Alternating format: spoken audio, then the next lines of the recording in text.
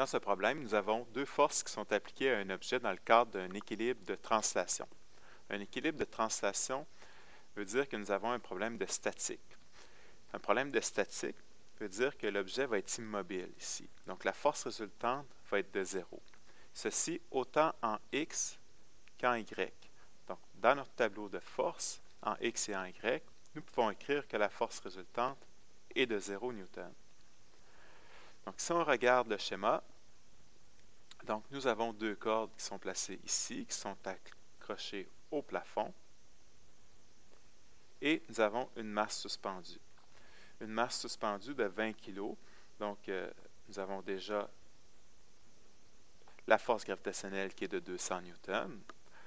Et là, on va aussi avoir la tension 1. Et ce qu'on cherche finalement, c'est la tension 2. Donc, quelle va être la tension dans la deuxième corde? Donc, pour résoudre, j'aime bien commencer par un système d'axes. Donc, les X qui sont ici, les Y qui sont ici. Donc, les angles qui sont présents, le T1, on sait déjà que c'est à 30 degrés. La force gravitationnelle, elle, est à 270 ou moins 90 degrés. Et la T2 va être l'angle qui va être ici, entre l'axe des X, positif, et la corde T2. Donc, nos vecteurs, si je fais une approximation, donc on a la FG qui est ici. On a la tension 1 ici qui est la moitié, donc qui est 100 newtons, et nous allons avoir la tension 2 qui va être placée de cette façon-ci. Donc, dans le tableau de force, on représente nos trois forces qui sont présentes, T1, T2 et FG. Donc, FG en X, bien sûr, c'est 0.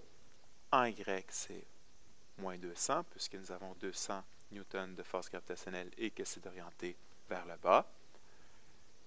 Le T1, donc nous avons 100 newtons, donc on peut calculer le T1 en X, le T1 en Y. Le T1 en X, c'est 100 fois cosinus de 30, donc nous avons 86,6.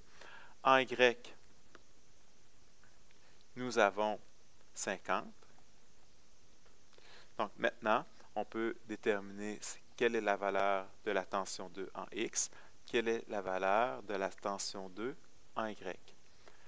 Tout simplement, quelle valeur on a besoin de placer ici pour que 86 plus l'inconnu plus 0 donne 0? Bien sûr, c'est moins 86,6. En Y, 50 plus quelle valeur, moins 200 va donner 0. Donc, bien sûr, on a besoin d'une norme de 150 en Y. Si on cherche la norme du vecteur T2, donc la norme de T2, qu'est-ce qu'on a à faire?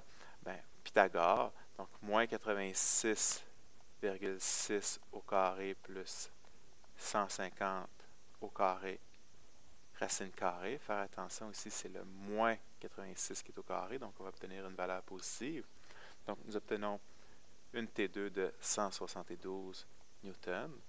Pour ce qui est de l'angle, tout simplement tangente moins 1 de 150, donc la valeur en Y sur la valeur en X, donc 150 sur moins 86,6. Et on va ajouter 180 degrés à cette valeur-là, puisque la composante en X est négative. Donc, nous allons obtenir un θ qui va être de 120 degrés. Donc, on peut écrire que T2 a 172 newtons à 120 degrés. Donc, la réponse qu'on doit donner, 172 newtons à 120 degrés, c'est ça la tension qu'on va avoir dans la corde 2.